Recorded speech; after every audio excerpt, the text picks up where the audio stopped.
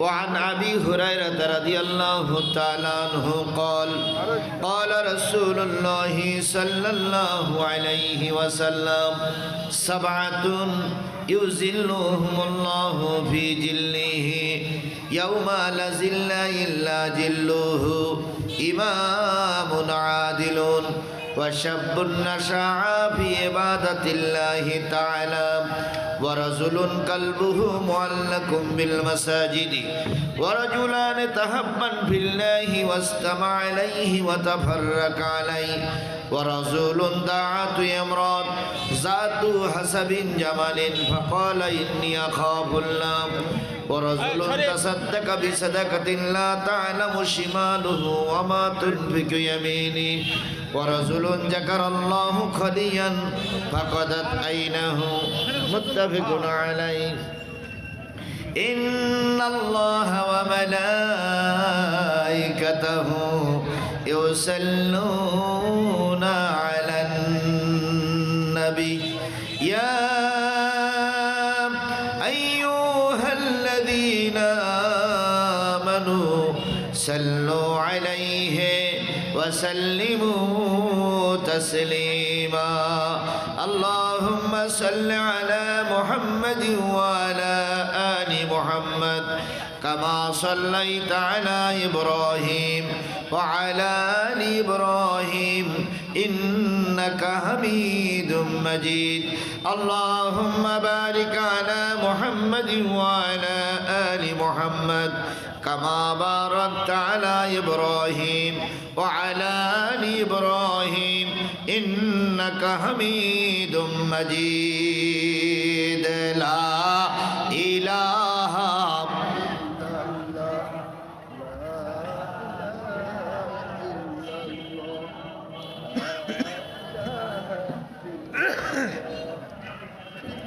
لا إله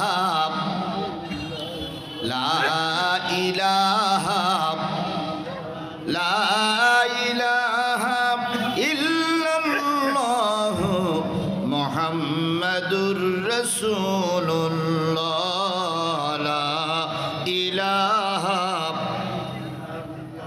لا إله لا إله إلا الله محمد حسبي ربي جل الله ما في قلبه غير الله نور محمد صلى الله لا إله জোরে জোরে সবাই মিলে বলুন লা ইলাহা লা ইলাহা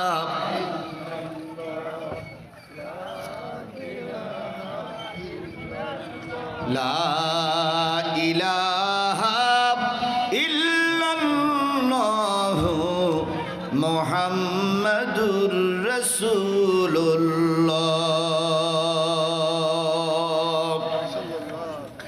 সকলে জবান খুলে একসাথে এক বাক্যে বলছি সাল্লাল্লাহু আলাইহি ওয়াসাল্লাম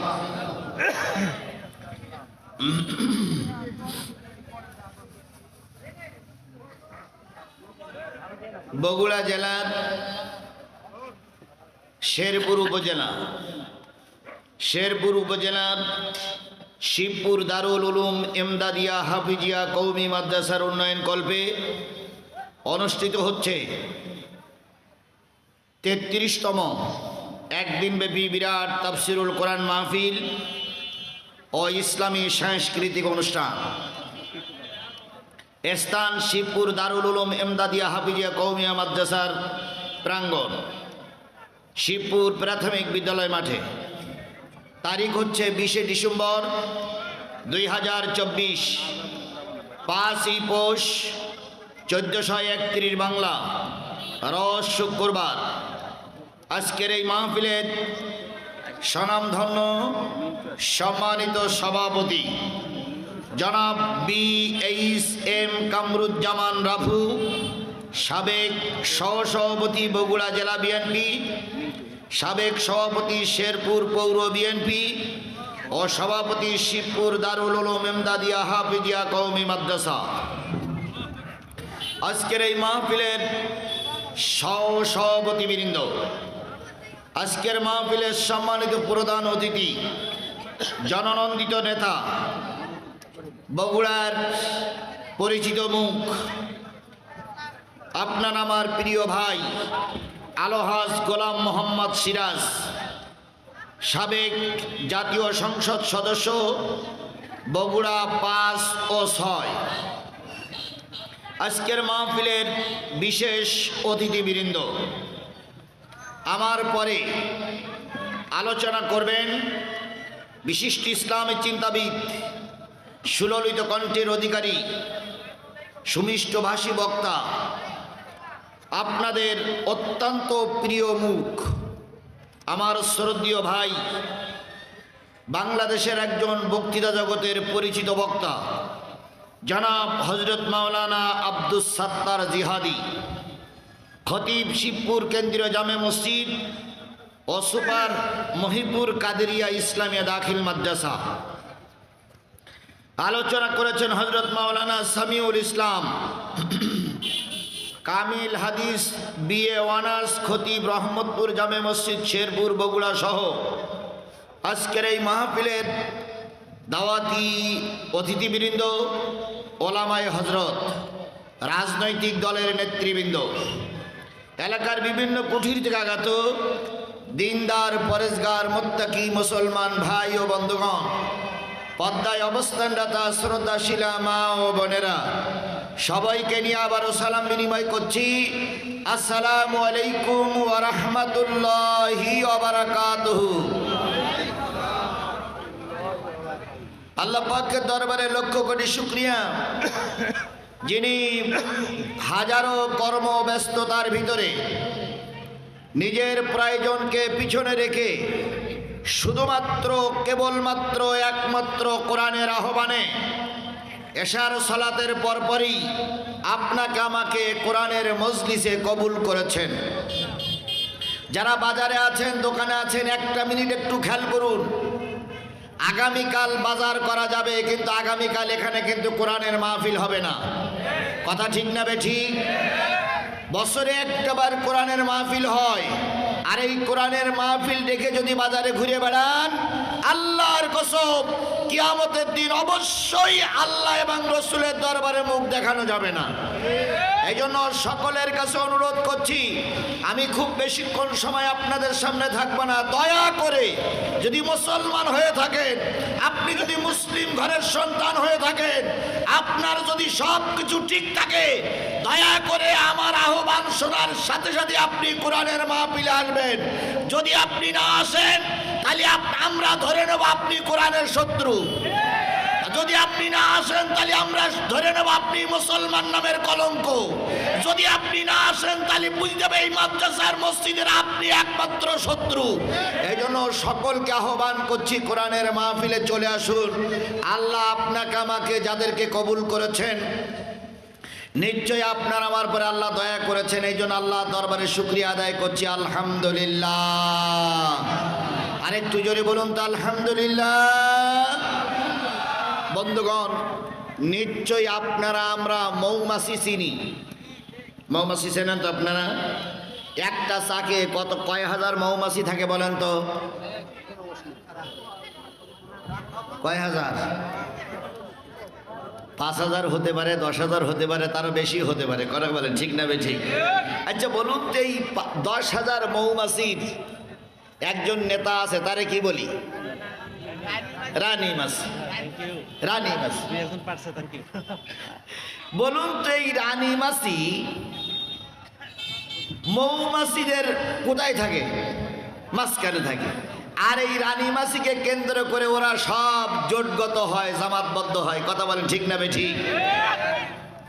এখন যদি কোনো ব্যক্তি রানী মাছিকে দলের থেকে ধরে নিয়ে পুকুরির মাঝখানে বাঁশটা নিয়ে বাঁশের মাথায় রেখে দেয়, তাহলে মৌমাছিরা সব কোথায় যায়? ওই বাঁশের মাথায় যেয়ে ঠেলে ওঠে। যদি রানী মাছিকে কেউ ধরে নিয়ে ওই পাহাড়ের পাদদেশে রেখে দেয়, তাহলে মৌমাছিগুলো সব কোথায় যায়? পাহাড়ের পরে যায়। রানী মাছিকে নিয়ে যদি কেউ জঙ্গলের মাঝখানে রেখে আসে, রানী মাছি কোথায়, এই মৌমাছিরা কোথায় যায়? সব জঙ্গলের ভিতরে যায়, কারণ ওই মৌমাছিরা রানী মাছিকে তাদের জীবনের চাইতে বেশি ভালোবাসে। ওই মৌমাছিরা রানী মাছিকে জীবনের চাইতে বেশি মহব্বত করে। কথা বলেন ঠিক না বেঠিক? আপনি আমি মুসলমান সব মৌমাছির মতন, আর আপনার আমার রানী মাছির নাম আল্লাহর কোরআন। রানী মাছির নাম কি বলুন তো? রানী মাছির নাম কি? তাহলে মৌমাছিদের রানী মাছি যদি জঙ্গলে থাকলে, যদি মৌমাছিরা জঙ্গলে যায়, তুমি আর আমি কি মুসলমান? কোরআনের আলোচনা হচ্ছে, তুমি রাস্তায় ঘুরে বেড়াচ্ছ, তুমি একটা মাছির কাছ থেকে শিক্ষা নাও যে তুমি কত নিচে নেমেছো। এখানে কোরআনের আলোচনা হচ্ছে, তুমি মুসলমানের বাচ্চা রাস্তায় ঘুরে বেড়াচ্ছ, নিশ্চয়ই তুমি কোরআনের শত্রু, নিশ্চয়ই তুমি ইসলামের শত্রু, নিশ্চয়ই তুমি এই মাদ্রাসার চরম শত্রু। এই জন্য মাহফিল হচ্ছে, তুমি রাস্তায় ঘুরে বেড়াচ্ছ। আপনারা দাঁড়াই দাঁড়াই কি দেখতেছেন? ইট পেটকাল থাকে তো মেরি দৌড় মারেন, ঝামেলা চুকে যাক, হুজুরও মরি যাক, মাহফিলে বন্ধ। বসুন। তাহলে যে মালিক আপনাকে আমাকে কবুল করলেন, সেই মালিকের দরবারে শুকরগুজার হচ্ছি। কারো জবান বন্ধ থাকবে না, সকলে মিলে বলছি আলহামদুলিল্লাহ। আরেকটু জোরে বলুন তো আলহামদুলিল্লাহ। আল্লাহ বলতেছেন সাব্বাহা লিল্লাহি মা ফিস সামাওয়াতি ওয়া মা ফিল আরদ ওহুয়াল আজিজুল হাকীম।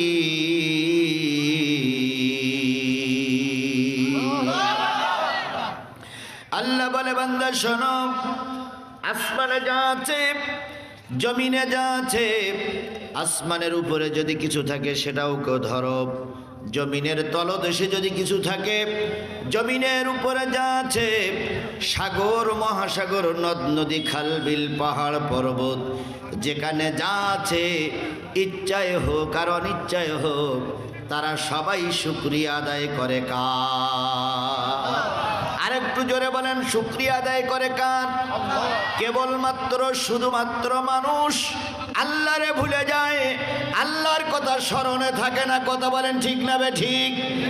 যে কায়দায় হোক আপনি ক্ষমতায় গেছেন, যে কায়দায় হোক আপনি নেতা হয়েছেন, নেতা হওয়ার পরে সর্বপ্রথম আপনার মুখ দিয়ে উচ্চারিত হবে আলহামদুলিল্লাহ। যে কোনো কায়দায় আপনি একটা দায়িত্ব পেয়েছেন, মুখ দিয়ে বাহির হবে আলহামদুলিল্লাহ। কথা বলেন ঠিক না বে ঠিক? কিন্তু আমরা দেখি যতক্ষণ মানুষ উচ্চ শিকার উচ্চ পাওয়ারে চলে না যায়, ততক্ষণ আল্লাহরে ডাকে, রসুলের ডেকে মানুষের সঙ্গে ভালো ব্যবহার করে। যেই না একটু বড় পদ পেয়ে যায়, সেই বেমালুম আল্লাহরে ভুলে যায়। আবার কিছু কর্মী বানানো থাকে, যা আমি যেই পাওয়ারে যাব সেই ফুলির মালা পরাবি, ফুলির মালা পরাই একবার মাথার থেকে পা পর্যন্ত ফুলির ভারে অনেক নেতা পায়খানা করি ফেলে, এত ফুল।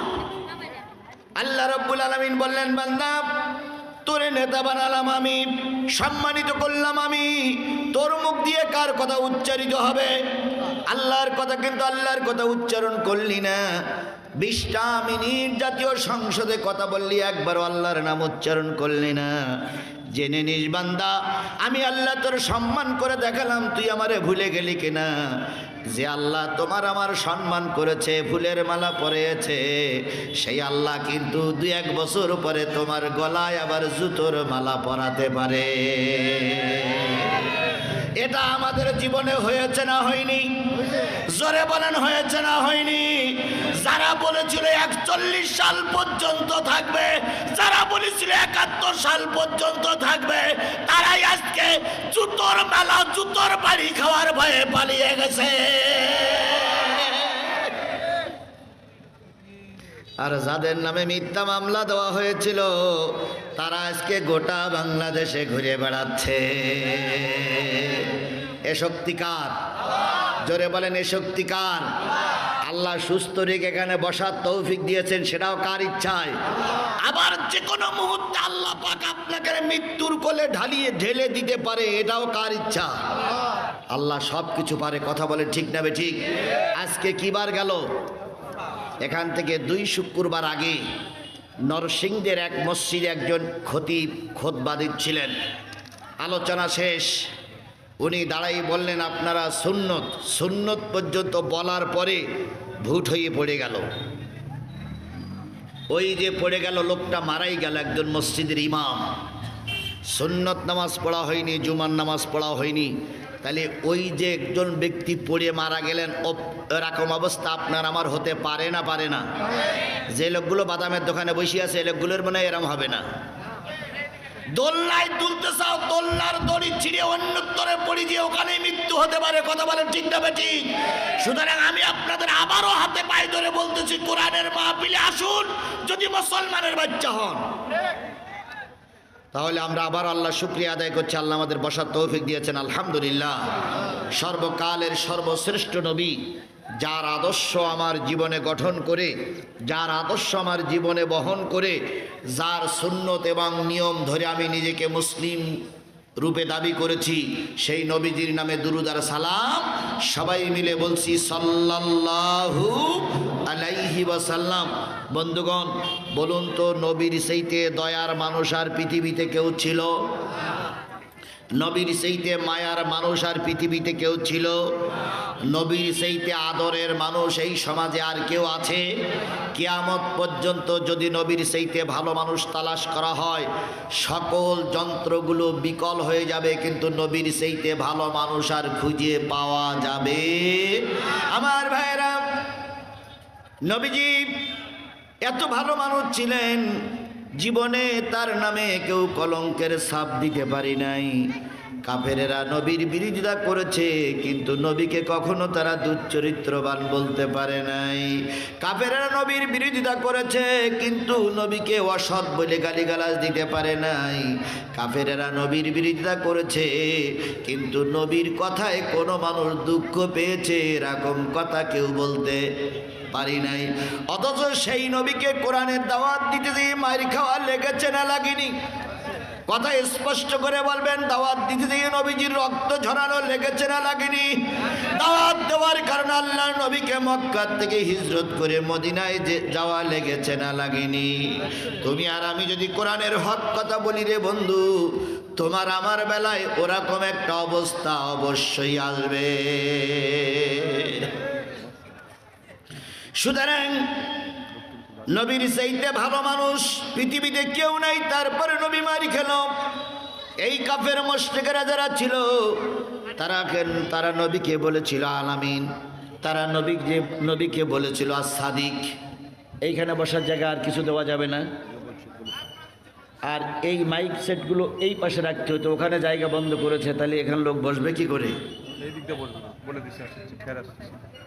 এখানে আর কয়টা লোক জায়গা ধরবে? যে কোনো লোক দাঁড়িয়ে আছে সেই কোনো লোক জায়গা নেই, আসলো, আর লোকগুলো কোথায় দাঁড়াবে? কোথায় বসবে? ভাই আপনারা একটু চেপে আসেন তো, একটু চেপে আসেন, একটু চেপে আসেন তো, একটু চেপে আসেন। এতটুকু জায়গা করেছেন, আমি তো প্রথমে এসে আশ্চর্য হয়ে গেলাম যে এতটুকু জায়গা করলেন কেন? আসেন, আসুন, সরে আসেন।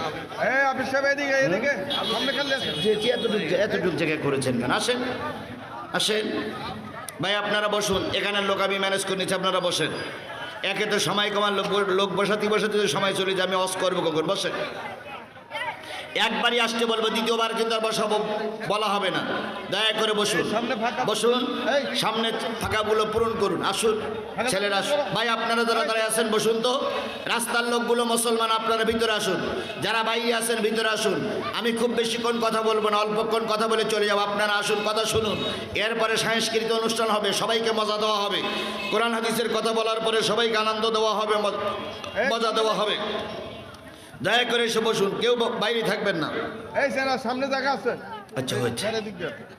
আমার ভাইয়েরা, রাসূল সাল্লাল্লাহু আলাইহি সাল্লামকে মানুষ বলেছে আলামিন, রাসূল সাল্লাল্লাহু আলাইহি সাল্লামকে কাফেররা বলেছে as-সাদিক, রাসূল সাল্লাল্লাহু আলাইহি সাল্লামকে কাফেররা বলেছে মাহবুব।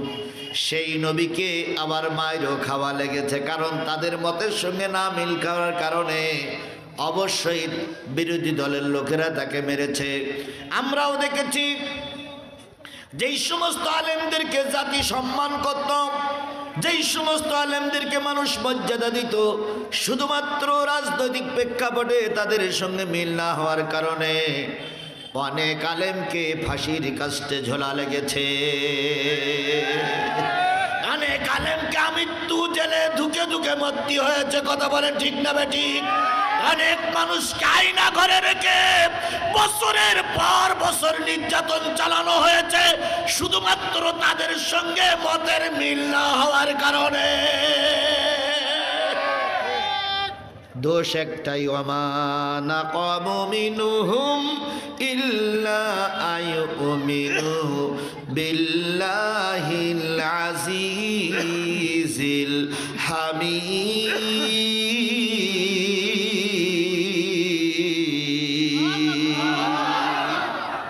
আল্লাহ রাব্বুল আলামিন বললেন দোষ একটাই, তাদের একটাই দোষ, তারা কিসের কথা বলে? কোরআনের কথা বলার কারণে, হক কথা বলার কারণে, দেশের কথা বলার কারণে অনেক নিরপরাধ মানুষ ধুকে ধুকে জেল খেটে খেটে মরেছে। আল্লাহর নবী আবু জেহেল অনেক লোভ দেখানো। এই সাইকেল টোকার ভিতরে এখানে সাইকেল টোক এখানে আপনাদের লোকজন কই? সাইকেল টোকার দেখতে লোক বসবে কোথায়? আপনাদের আপনাদের ভলেন্টিয়ার কই? ওখানে ভলেন্টিয়ার কই? সাইকেল ঢুকলো কি ঘরের ভিতরে?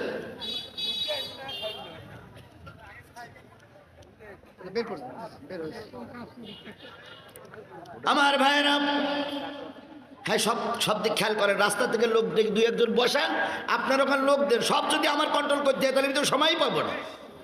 আমার ভাইরা, আল্লাহ নবী সাল্লাল্লাহু আলাইহি সাল্লাম ওদের কাছে ছিল মাহবুব, ওদের কাছে ছিল সাদিক, ওদের কাছে ছিল প্রিয়। যখনই নবী কালেমার দাওয়াত দিতে শুরু করলেন, যারা নবীকে সবচেয়ে বেশি ভালোবাসতো তারাই রসুলের সবচেয়ে বেশি শত্রু হয়ে গেল। কথা বলেন ঠিক না বেঠিক? আরো জোরে বলেন ঠিক না বেঠিক? আল্লামা সাইদি কিন্তু আসলে লোক হিসাবে তিনি একের লোক ছিলেন, কিন্তু যেই না ধর্মের কথা বলেছেন, যেই না দিন কায়েমের কথা বলেছেন, রামপন্থী বামপন্থী লোকের কাছেই তিনি খারাপ হয়ে গেছে।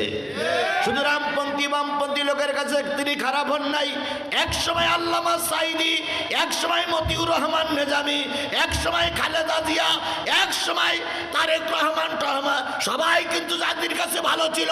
শুধুমাত্র রাজনৈতিক প্রেক্ষাপটে এদেরকে জাতির কাছে শত্রু বানানো হয়েছে। কিন্তু যারাই শত্রু বানাইছিল তারা মনে করেছিল চিরকাল থাকবে। এখন দেশ আছে, জাতি আছে, জনগণ আছে, যারা আমাদেরকে জাতির কাছে শত্রু বানাতে চেয়েছিল, আজকে দুঃখের বিষয়ে তারা দেশ ছেড়ে পালিয়েছে। আমার নবী সাল্লাল্লাহু আলাইহি সাল্লামকে বিভিন্ন নাম দিল। এরপরে যখন নবীজি কালেমার দাওয়াত দিলেন, আবু জেহেল বাহিনী চিন্তা করলো এই তো একটা বিপদ, এই যে নতুন কালেমার দাওয়াত দিচ্ছে, আমার মন বলতেছে সব মানুষ একদিন নবীওয়ালা হয়ে যাবে। কাফের মুশরিকরা কিন্তু আমাদের চাইতে ভালো বোঝে। কাফের মুশরিকরা আমাদের চাইতে ভালো বোঝে। কথা বলেন ঠিক না ঠিক?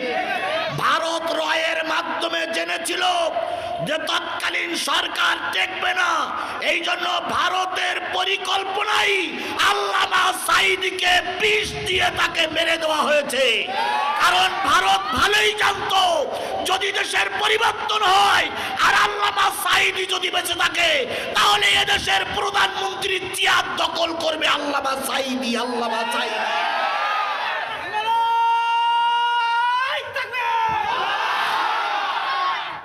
সুতরাং তোমার আর আমার বুঝ না আসলেও কাফেরেরা ঠিকই বোঝে যে পরবর্তীতে কি হবে। আমার ভাইয়েরা, আবু জেহেল বাহিনী চিন্তা করলো নবী একদিন দেশের প্রধান হয়ে যাবে, আমাদের ক্ষমতা হাতছাড়া হয়ে যাবে। নবী একদিন দেশের প্রধান হয়ে যাবে, আমাদের ক্ষমতা হাতছাড়া হয়ে যাবে। তাই আবু জেহেল বাহিনী রসুলকে বলল, ও ভাতিজা, যদি ধর্মের কথা বলা বন্ধ করে দাও, পৃথিবীর সবচেয়ে সুন্দর নারী দেখে তোমাকে বিয়ে দিয়ে দেব। নবীজি নারীর লোভে সব ভুলে গেলেন? মুসলমান কথা বলেন, নবীজি নারীর লোভে সব ভুলে গেলেন? পৃথিবীতে যত অঘটন ঘটেছে সব নারীদের কারণে, কিন্তু আল্লাহর নবী চুপ থাকলেন।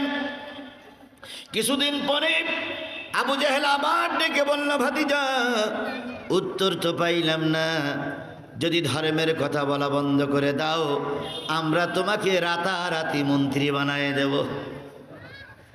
এই রাতারাতি এমপি মন্ত্রী হওয়ার কালচার কিন্তু আবু জেহেলের জন্মলগ্ন থেকে চলে আসতেছে। আর সেই জন্মলগ্ন আমাদের বাংলাদেশেও বিগত 16টা বছর চলেছে। আচ্ছা, রাতারাতি নেতা হওয়াটা ভালো লক্ষণ না খারাপ লক্ষণ?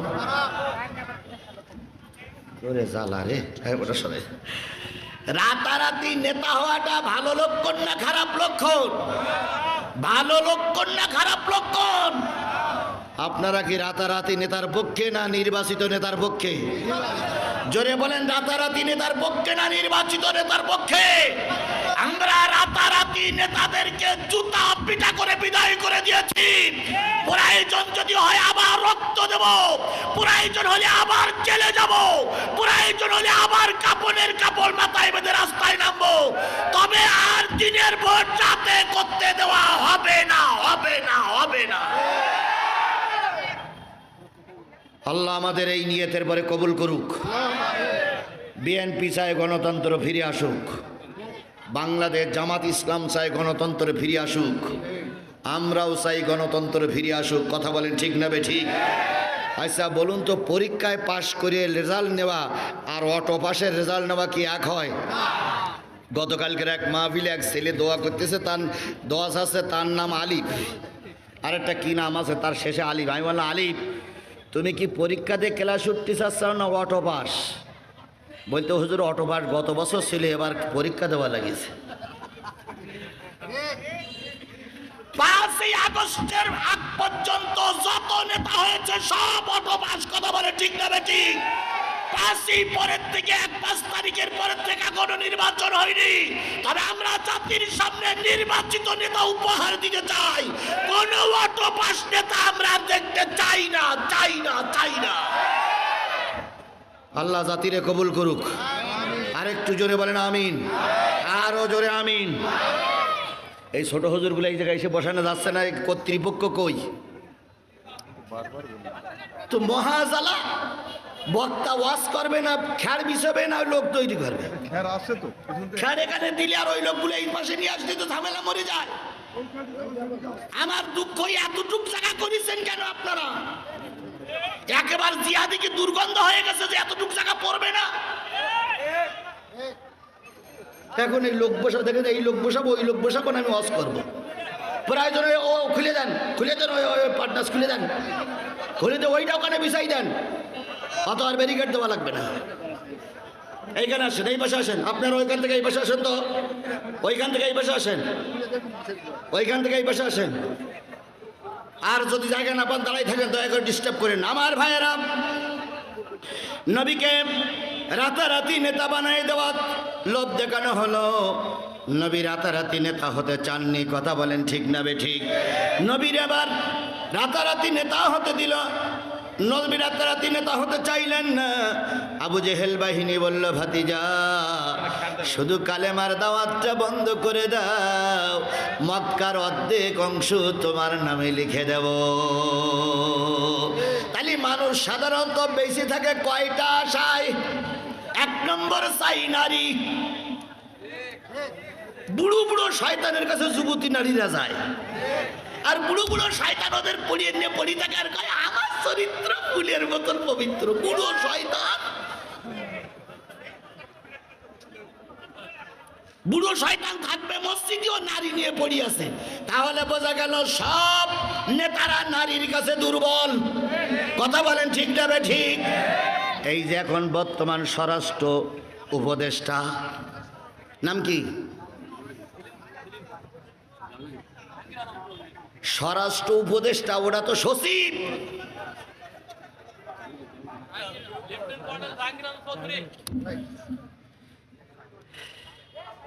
ওই যে বিশ্ববিদ্যালয়ের একজন স্যার আছে না, আসিফ নজরুল, আইন উপদেষ্টা আসিফ নজরুল, এই পাওয়ারে বসার আগে নারীদের নিয়ে এমন ঘটনা উনি ঘটাই রেখেছে। জনগণের সামনে ছবিটা পেশ করে দিলি উনি কুপকাজ, আর এটা ভারতেই করে রেখেছে। এই জন্য এত কিছু বলা হচ্ছে আসিফ নজরুলের কানের ভিতরে যাচ্ছে না। উনি প্রথম বলেছিলেন যে পিডিআর হত্যার জন্য তদন্ত হবে না, জাতির চাপে আবার তদন্ত কমিটি করতে বাধ্য হয়েছে। তার মানে নারীর কাছে সবাই দুর্বল। নবীকে বলা হলো কি দেওয়া হবে? নারী। আল্লাহ রসুল মত করলেন না। এবার বলা হলো রাতারাতি নেতা বানায় দেওয়া হলো, কারণ নেতা হওয়ার জন্য সবাই চায়। নবী বললেন আমি নেতা হব না। এরপরে বললেন জায়গা দেবো, অর্থ দেবো, প্রত্যেকটা জায়গা লিখে দেব। নবী বললেন ওটাও আমার দরকার নেই। সর্বশেষে আবু জাহেল বলল তুমি কি চাও? তোমার উদ্দেশ্যটা কি? এই যে বাপদাদা ধর্মের বিরুদ্ধে লা ইলাহা ইল্লাল্লাহ কালেমার দাওয়াত দিচ্ছ, তোমার উদ্দেশ্যটা কি ভাতিজা? তুমি কি চাও? নবীজি বললেন চাচা যেটা দিতে পারো সেটাও যদি দাও, আর যেটা না দিতে পারো সেটাও যদি দাও, ওই আকাশের পূর্ণিমার চাঁদ আর ওই আকাশের বড় সূর্য, এই দুইটা যদি আমার হাতে এনে দাও, গোটা মক্কা যদি আমার নামে লিখে দাও, আর আমার যদি তোমাদের নেতা বানিয়ে জাতীয় সংসদের নেতা বানায় দাও, আল্লাহর কসম যতক্ষণ 3.5 হাত বডির ভিতরে রুহু থাকবে ততক্ষণ কোরআনের দাওয়াত বন্ধ করব না। ও আমার জাতি, আজকে ওই মাহফিল থেকে টার্গেট দিতে হবে, পৃথিবীর সব সম্পদ যদি আমার নামে লিখে দেওয়া হয়, আল্লাহর কোরআন থেকে আমরা 1 ইঞ্চি দূরে সরে যাব না। কারা কারা রাজি আছেন 2 হাত উঁচু করে আল্লাহরে দেখান। আল্লাহ হাতগুলোরে কবুল করুক। আমার ভাইয়েরা, আবু জেহেল নবীর উত্তর শুনে খুশি হয়ে গেল। আবু জেহেল নবীর উত্তর শুনে খুশি হলো না। নেতাদের বিরুদ্ধে চলে গেলেই নেতারা কখনো খুশি হতো না। কলেজ মাঠে একটা মাহফিল হয়েছে এখান থেকে 2 বছর আগে। একজন নেতা আমার আগে বক্তৃতা করতে দাঁড়িয়ে যেয়ে বললেন যে কোনো রাজনীতির কথাবার্তা হবে না। জনগণ উচিত শিক্ষা দিল, নেতারে অপমান করে মঞ্চের থেকে নামিয়ে দিল। নেতা যাওয়ার সময় বলে যাচ্ছে যে জিহাদি কি করে অস্করে দেখে নেব, পুলিশ পাঠাচ্ছি। উনি পুলিশ পাঠাইলেনও ঠিকই, কিন্তু জিহাদির মুখ বন্ধ করতে উনি পারেন নাই। এই জন্য উনি পরবর্তীতে এক মাহফিলে দাওয়াত করা হয়েছিল, উনি বলেছিলেন যে আমি অন্তত জিহাদির মাহফিলে যাব না। আপনারা অন্য লোকদের মাহফিল করে আমি দাওয়াত গ্রহণ করবো, কিন্তু জিহাদির মাহফিলে যাব না। কারণ আমরা যতই বলি ও একবার মঞ্চে উঠে গেলে আর বন্ধ হয় না। তাহলে সেই সময়ে তো কোরআনের পক্ষে দাওয়াত দেওয়ার কারণে ওদের রোশনালে পড়তে হয়েছিল। কথা বলেন ঠিক না বেঠিক? আল্লাহর নবীও কোরআনের পক্ষে দাওয়াত দেওয়ার কারণে আবু জেহেলের রোশনালে পড়লেন। আবু জেহেল বললেন ভাতিজা আমার কথা যখন শুনলে না, এবার পরবর্তী অ্যাকশনের জন্য তৈরি হও। নবী চুপ করে দাঁড়ায় আছে। আবু জেহেল খাপের ভিতর থেকে তরবারি বাহির করে নবীজির মাথায় 3টা আঘাত করলেন। যেই নবীর চেহারার দিকে তাকাই থাকলে, যেই নবীর চেহারার দিকে তাকাই থাকলে মানুষের পেটে ক্ষুধা থাকতো না। মদিনার মানুষগুলো বর্ণনা করেছেন ঘরে খাবার নাই, ঘরে পানি নাই, খেজুর নাই, 2-3 দিন উনানে আগুন জ্বলে না। আমরা বুদ্ধি করে বাচ্চাদেরকে নবীর মসজিদে পাঠিয়ে দিতাম। 2 দিন 3 দিন পরে যে বলতাম মারে বাবা রে খাবার ব্যবস্থা হয়েছে বাড়ি চল। বাচ্চাগুলো মদিনার মসজিদ থেকে বেরিয়ে এসে মার 2 গালে 2 চুমা দিয়ে বলতেন আম্মু বাড়ি ফিরে যাও মা। নবীর চেহারার দিকে তাকাই থাকলে পেটে ক্ষুধা থাকে না। হযরত আনাস ইবনে মালিক রাদিয়াল্লাহু তাআলা বর্ণনা করেছেন কোন একটা পূর্ণিমার রাতে আমি নবীর সঙ্গে খোলা ময়দানে বসা ছিলাম। খোলা ময়দানে বসা থাকা অবস্থায় আমি খেয়াল করলাম পূর্ণিমার চাঁদ আমার মাথার পরে। আমি নবীজির চেহারার দিকে তাকালাম আর ওই পূর্ণিমার চাঁদের দিকে তাকালাম। পূর্ণিমার চাঁদের ভিতরে মলিনতা দেখেছি, পূর্ণিমার চাঁদের ভিতরে কলঙ্কের ছাপ পেয়েছি, কিন্তু আমার নবীর চেহারার ভিতরে কোনো কলঙ্কের ছাপ ছিল না। হযরত আয়েশা রাদিয়াল্লাহু তাআলা বর্ণনা করেছেন নবী যুদ্ধের ময়দান থেকে ফিরে এসেছেন, সারাদিন কর্মে ব্যস্ত। রাতের বেলায় নবী কাপড়গুলো খুলে দিয়ে কম্বল মুড়ি দিয়ে নবীকে ঘুমাই দিতাম, ঘুম পাড়াতাম।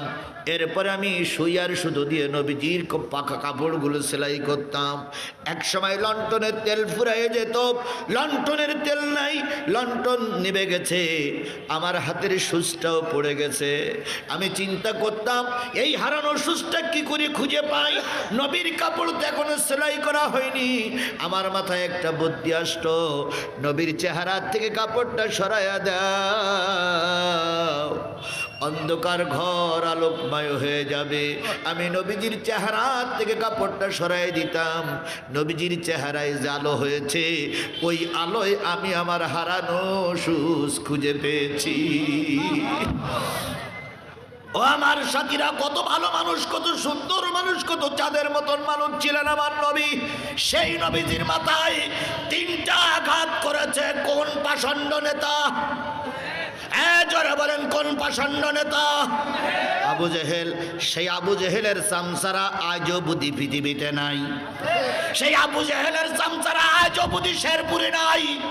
সেই আবু জেহেলের চামচারা আজও বুঝি বগুড়ার মাটিতে নাই।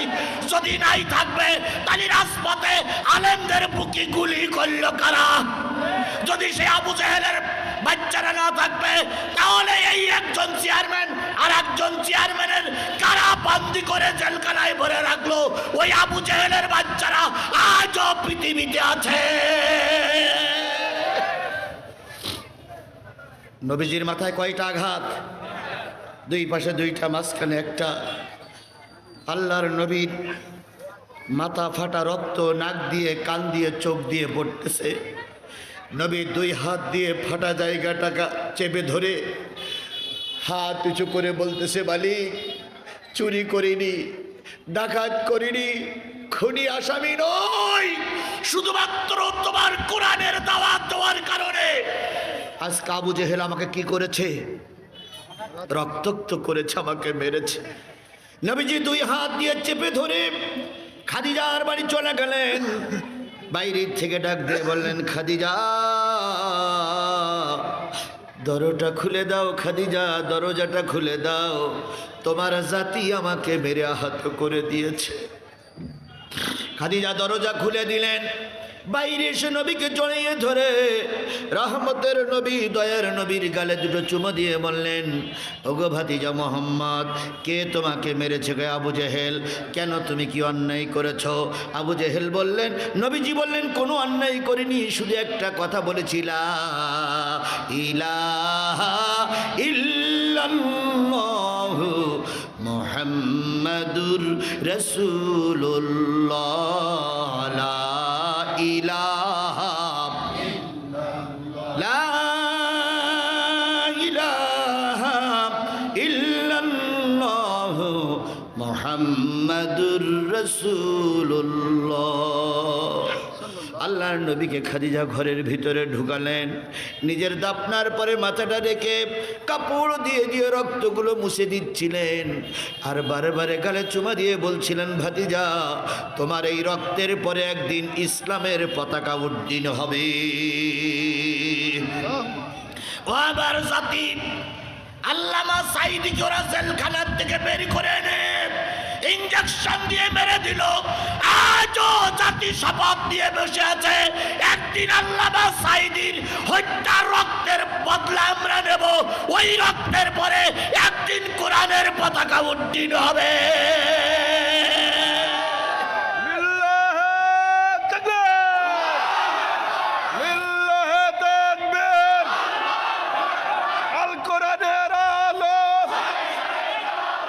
সংসদে জালো।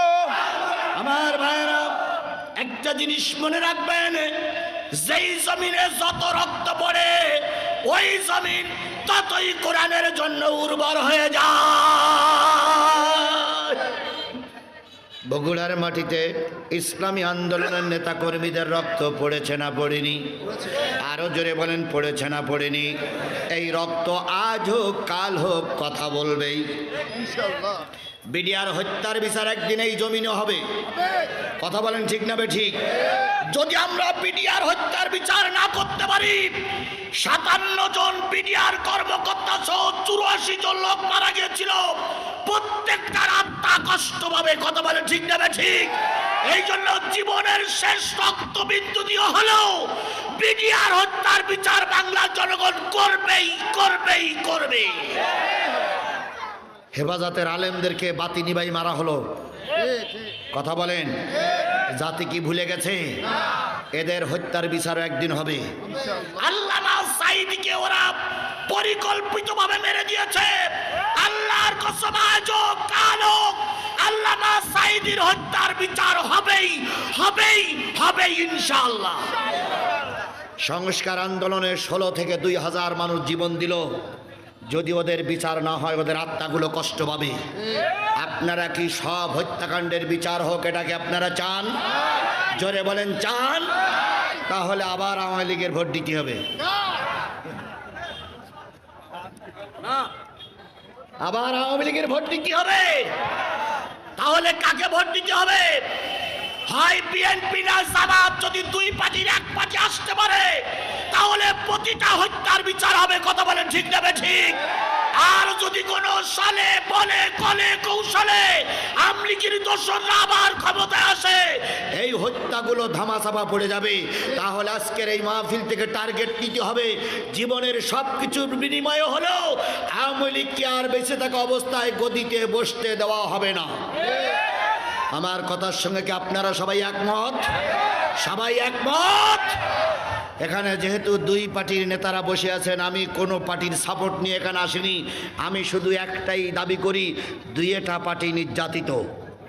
জামাতের নেতারা মাইর খেয়েছে, বিএনপির নেতারা মাইর খেয়েছে। কথা বলেন ঠিক না ঠিক?